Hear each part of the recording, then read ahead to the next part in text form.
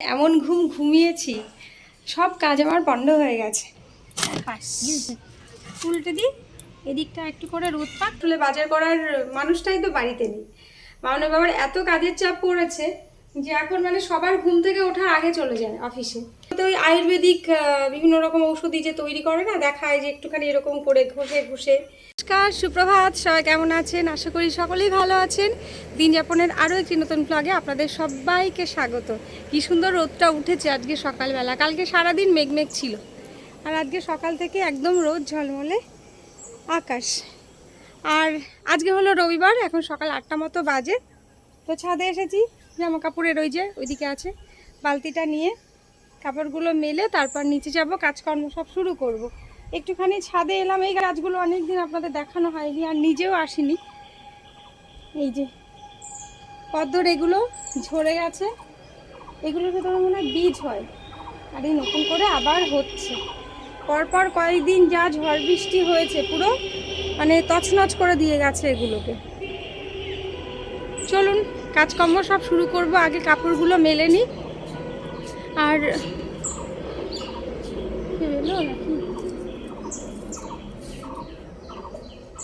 আজকে যেহেতু রবিবার রান্নাবান্না শুরু করব, তবে আজকে কিন্তু স্পেশাল সেরকম কিছু হবে না, পরে বলছি কেন। আগে কাপড়গুলো মেলে নিই। গতকালকে এই কাপড় এগুলো কালকে তো আর দিতে পারিনি, কারণ এই মনে হচ্ছে হালকা রোদ উঠছে, আবার দেখছি এখানে 1 ফোঁটা 2 ফোঁটা পড়ছে, আবার মেঘলা মেঘলা করছে। ওই জন্য আমি ভাবছি কে বাবা ছাদে যাবে, বারবার ওঠানামা করতে হবে। ওই জন্য সব বালতি করে রেখে দিয়েছিলাম ভর্তি করে। এখন সকাল সকাল দিয়ে দিই, কিছুক্ষণের মধ্যে আর কি শুকিয়ে যাবে।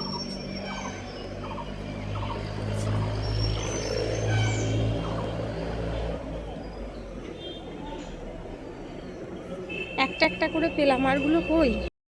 একটা জিনিস দেখবেন, ওই পাশের বাড়ির কাঁঠাল গাছে একসঙ্গে 1 থোকা কাঁঠাল হয়েছে। ওই যে এখানটায় দেখা যাচ্ছে, এই যে এক জায়গায় 6-7খানা মনে হয় একসঙ্গে হয়েছে।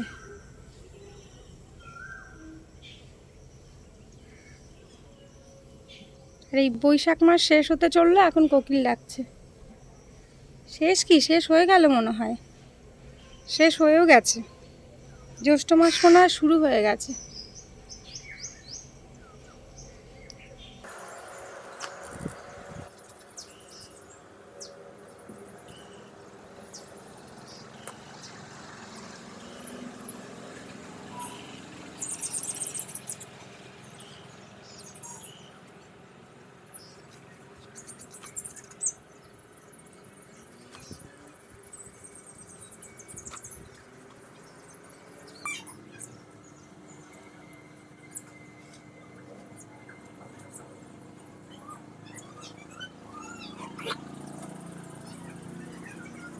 চলুন, আমার ছাদের কাজ বলছি, আমার ছাদের কাজকর্ম শেষ। কিছু দিলাম রোদে, কিছু দিলাম সিঁড়ির দড়িতে, যেগুলো রং চটে যাওয়ার সম্ভাবনা আছে আর কি। রোদে আর দেবো না, বালতিটা কোথায় গেল। এবার যাব নেক্সট পরবর্তী কর্মস্থলে। মানে সারা বাড়ি তো মেয়েদের কাজের জায়গা, ঘর থেকে রান্নাঘর, সিঁড়ি, ছাদ, সব জায়গাতে যেখানে আপনি পা রাখবেন শুধু কাজ, কোথায় কাজ নেই। চলুন এবার যাই রান্নাবান্নার দিকে। মেয়েগুলো উঠেছে, ওই বেশিক্ষণ ছাদে দাঁড়ানো যাচ্ছে না আজকে, এত রোদ। আজকেও শুনছি বৃষ্টি হবে। গতকালকে সন্ধেবেলা একটুখানি পিটপিট করে শুরু হলো, ওই 2-5 মিনিট আর কি, সেই শান্তির জল ছিটিয়ে দেয় যেরকম, ওই রকম দেখুন অবস্থা।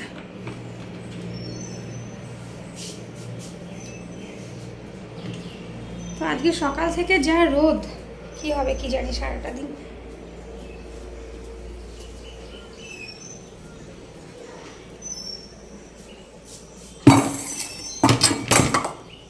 এই যে আবার কতগুলো জমে গেছে।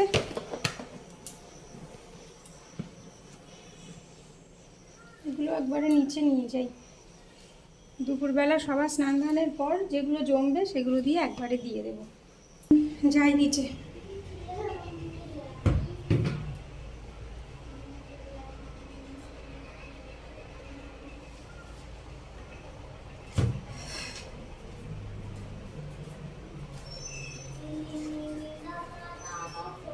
আজকে মাসিমাও এখনো কাজে আসেননি। বাবু মা যেদিন বাড়ি থাকে না, গোলা গোলা হচ্ছে কেন, বাবু মা যেদিন বাড়ি থাকেন না সেদিনই দেখি উনি এরকম দেরি করে আসেন। এই যে সব উঠেছে, উঠে এখন ব্রাশ হচ্ছে।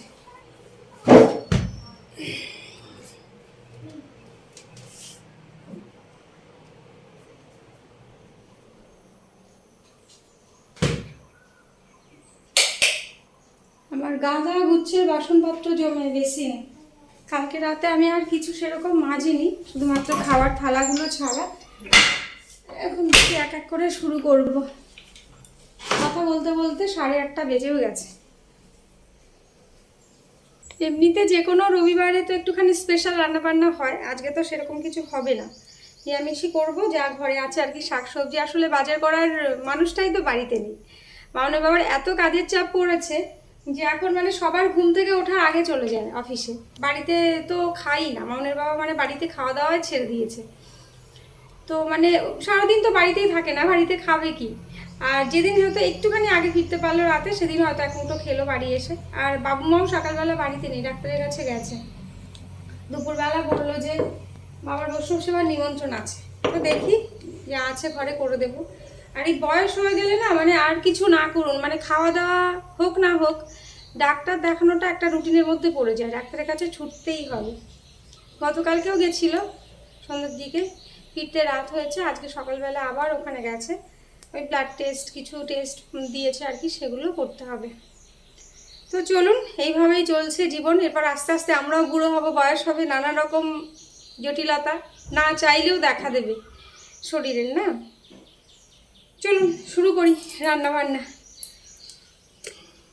থাকো এখানে।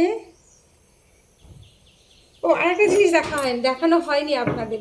এই যে কি বলে, ছেচুনি না ঘষুনি কি বলে, এটা খুঁজতে খুঁজতে মামনির বাবা সেই বারোদলের মেলাতে গেছিলাম। সারা বাজার ঘুরেছে, যে পাথরের জিনিসপত্রের যে দোকানগুলো হয়, কিন্তু পাইনি। পরে অনলাইনে অর্ডার দিয়েছে।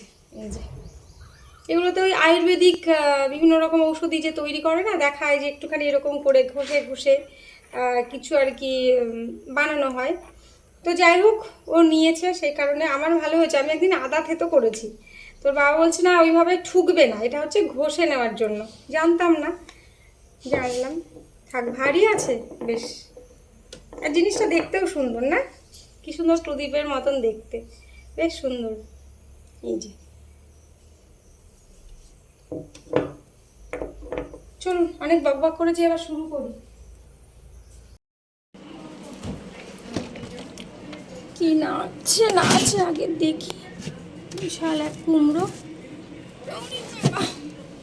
বের করি।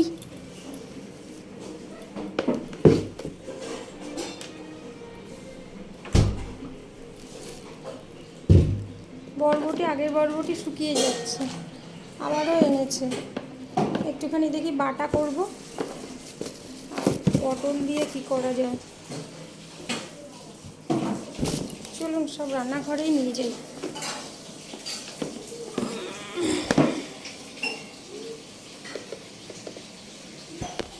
বাবা,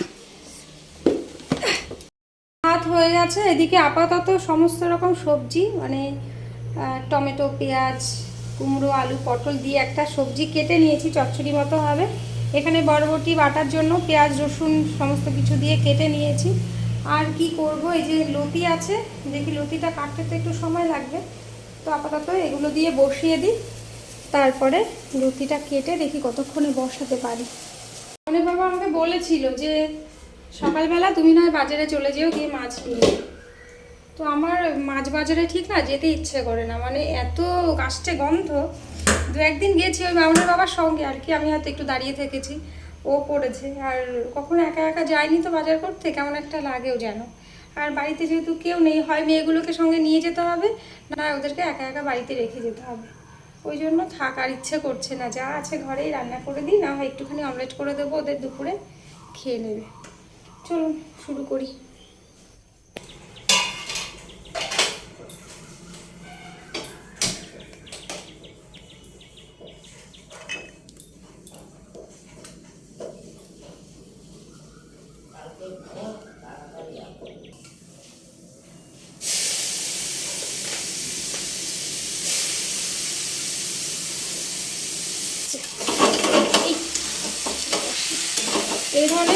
লতিটা কিন্তু রুটি দিয়ে বা পরোটার সঙ্গে খেতে ভালো লাগে। শুকনো শুকনো, কোনো রকম জল দিইনি, জিনিসটা একটুখানি ধরে গেছে, ধরে গেছে, নামিয়ে নেব।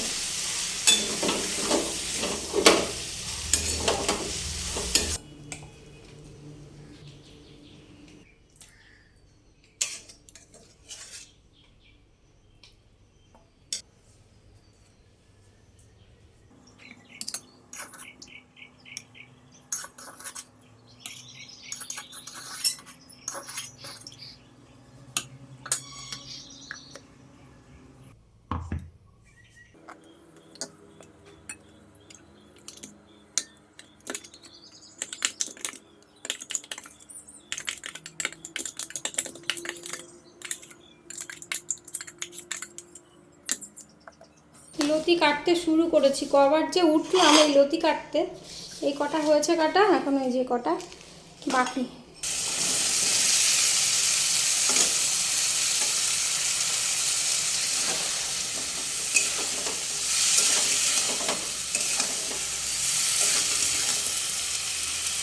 কেমন হয়েছে খেতে? হ্যালো, খেতে ভালো লাগে? তাড়াতাড়ি খাওয়া হয়ে যায় বল, স্লিপারি। এই যে আমার কচুরলতি রান্না হয়ে গেছে, গুড়িয়া হাতে করে নিয়েই খাচ্ছে। আর একটুখানি আম কেটেছি, এই যে আমের হালকা করে টক করব। টক বলতে একদম টক না, একটু হালকা করে চিনি দেব, ব্যাস তাহলেই রান্নাবান্না হয়ে যাবে। আরও চাই?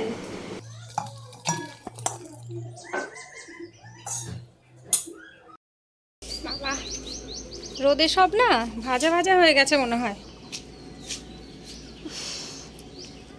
ভর দুপুর বেলা করে ছাদে আসা মানে কি বলুন তো, জেনে বুঝে নিজের শরীর অসুস্থ করা, কিন্তু কিছু করার নেই।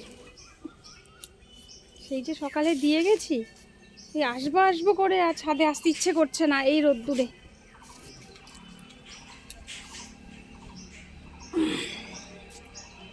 চলুন এ কটা তুলে নিয়ে যাই। ঘরের মধ্যে এক গাদা জমে আছে, কখন যে ভাঁজ করব। আজকে আবার বিকেলে আমায় বেরোতে হবে মামনকে নিয়ে। বলছি কোথায় যাব, ঘরে যাই আগে।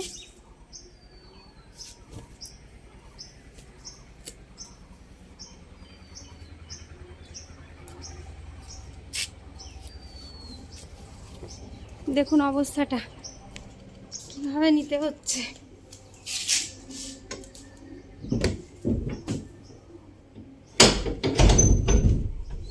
এসেছি ঘরে, সব নিয়ে ঘেমে নিয়ে আসছি, অস্থির। এই যে চেয়ার ভর্তি, স্নানে যাওয়ার আগে সব ভাঁজ টাজ করে রেখে তারপরে যাব। আর এটা হচ্ছে আমার মন্ত্রপুত চেয়ার, মানে কাপড় কখনো খালি হয় না, এক ভাঁজ করি আবার এক জমতে থাকে। সেই বাচ্চাদের গল্পগুলো দেখি না, স্টোরিগুলো, যে জাদুই ঘন্টি থাকে, জাদুই হাঁড়ি, মানে খাবার কখনো শেষ হয় না, ওই হাঁড়িতে অফুরন্ত খাবার আসতেই থাকে। তো আমার এই চেয়ার হচ্ছে সেই রকম, কখনো খালি থাকে না, জামা কাপড় জমতেই থাকে। চলুন এগুলো ভাঁজ করে নিই, আর ফ্যানটা একটুখানি চালাই। কথা বল না, আর কথা তো আপনাদের সঙ্গে বলা যাবে না, শোষও হবে। বিকেলবেলা আবার আজকে যাব মামুনকে নিয়ে ভায়োলিন ক্লাসে। সকালবেলাতেই যাওয়া হতো আগে ক্লাসে, রবিবার করে সকালবেলা, যেহেতু ওর বাবা বাড়িতেই থাকতো, রবিবার করে ছুটি থাকতো, বাবার সঙ্গে চলে যেত। কিন্তু এখন যেহেতু ওর বাবার শনি রবি ছুটির দিনগুলোতে অফিস যেতে হচ্ছে, আর মাঝখানে যে প্রচণ্ড গরম পড়লো, ওই জন্য সকালবেলাটা বাদ দিয়ে একটুখানি বিকেলের দিকে স্যারকে বললাম যে বিকেলের দিকে যদি ক্লাসটা হয় ভালো হয়। এত দূর থেকে আমরা যাব হচ্ছে রানাঘাট স্যারের বাড়ি। তো উনি বলেছিলেন সন্ধ্যার পরে। এবার সন্ধ্যার পরে কি বলুন তো, এখান থেকে যাওয়ার সময় অসুবিধা নেই, কিন্তু ফিরবো কত রাতে, ট্রেন পাবো কখন? দুজনই মেয়েকে নিয়ে যাব আমি। ফেরার সময়টা একটুখানি কেমন একটা লাগে আর কি, যেন এত রাত হয়ে যাবে। আর আমার যেহেতু ট্রেনে বাসে খুব একটা যাওয়ার দীর্ঘদিনের আর কি অভ্যাস নেই, তো কখন ট্রেন টাইম কী এগুলো ঠিকমতো জানতাম না আর কি। তো আগের দিন গেলাম, আমাদের বাবা সব বলে দিয়েছে কটায় ট্রেন, সেইভাবে এসছি। আর একটু বিকেলেই যাচ্ছি, সন্ধ্যে থেকে ক্লাস করছেন স্যার, আর তারপর চলে আসি। মোটামুটি একটুখানি রাত হয়, অসুবিধা হচ্ছে না। প্রথম দিন একটুখানি ভয় করছিল, এখন বেশ কয়েকদিন যেতে যেতে আর অতটা মানে ভয় নেই, কেটে গেছে অনেকটাই। তো বিকেলে যখন যাব আপনার সঙ্গে ভিডিও শেয়ার করব নিশ্চয়ই। আর এখন আর কথা বলবো না, আগে এগুলো চটপট করে ভাজ করি, তারপর স্নানে যাব। আবার বাবু মা সব ওরা এসে গেছে, খেতে দেবো, মেয়েদের খেতে দেবো। চলুন, অনেক কাজ আছে, পরে কথা বলবো। গুড মর্নিং সবাইকে। আজ হলো পরের দিন। গতকালকে বিকেলে আর ভ্লগটা কন্টিনিউ করতে পারিনি, মানে এমন ঘুমিয়েছি, সব কাজ আমার বন্ধ হয়ে গেছে। ঘুমানোর জন্য ভ্লগ তো করতেই পারিনি। কালকে যে বিকেলবেলা মামনকে নিয়ে ভায়োলিন ক্লাসটাতে যাবো বলেছিলাম, সেটাও আর যাওয়া হয়নি। এমন ঘুমে ধরেছে কালকে। সাধারণত আমি দুপুরবেলা খাওয়া দাওয়ার পর ঘুমোই না, কালকে যে এত ক্লান্ত লাগছিল ঘুমিয়ে পড়েছি, আর সব কাজ বন্ধ হয়ে গেছে। তো চলুন, আজ সকাল থেকে বাকিটুকু শুরু করলাম কাজকর্ম। এখনও রান্নাবান্না কিছু হয়নি। সকালবেলা গিয়ে এই যে মোহরটা দিয়ে এলাম, এখন যাব রান্নাঘরে।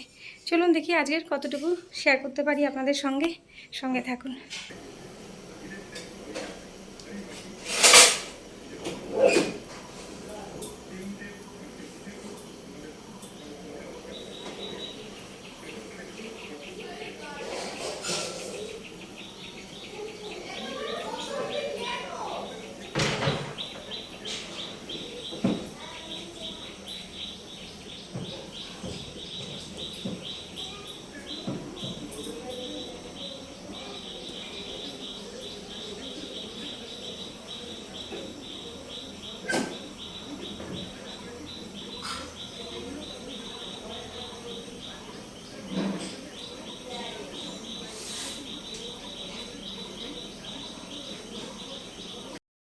রান্নাঘরে এসে এই যে এদিকে ভাত বসিয়ে দিয়েছি, আর ভাত তো উতলে গেছে।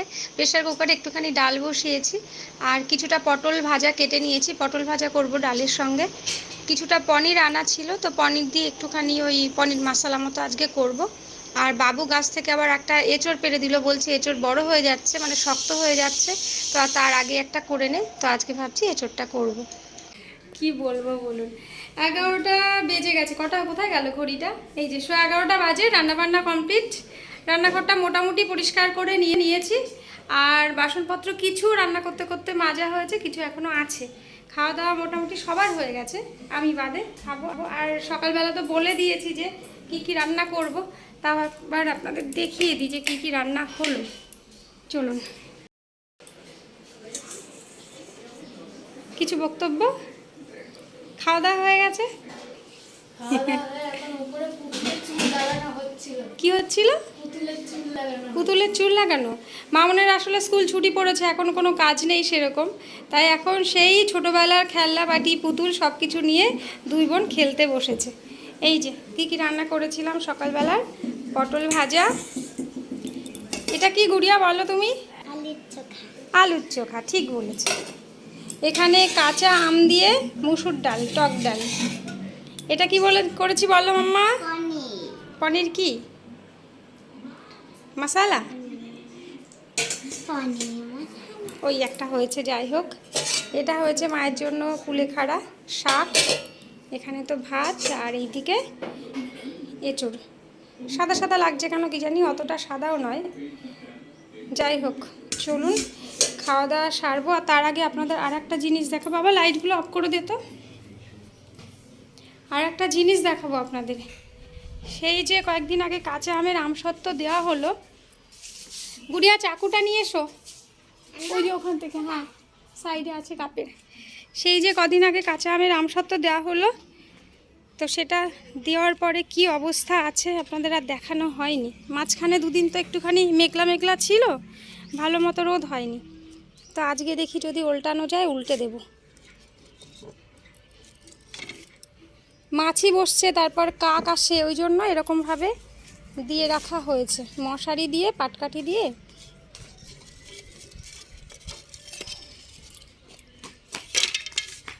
এই যে, উফ কি গরম বাবা, থালাগুলো গরম হয়ে গেছে তো রোদে। গরম, প্রচণ্ড গরম। এটাকে এইভাবে সুন্দর করে রোল করে,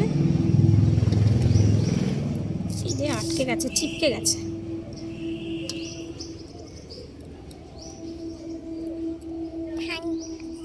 মুখে হাসিটা দেয়। কেমন হয়েছে বলো?